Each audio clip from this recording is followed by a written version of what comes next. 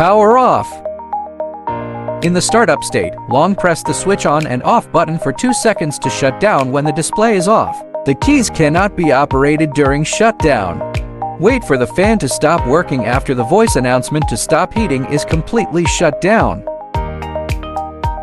Note, it is forbidden to forcibly power off during the shutdown process, otherwise the internal heat is not completely dispersed and it is easy to damage the internal wind wheel of the machine, and after the second startup, a lot of smoke will be produced. At this time, it is necessary to wait for the internal combustion to return to normal.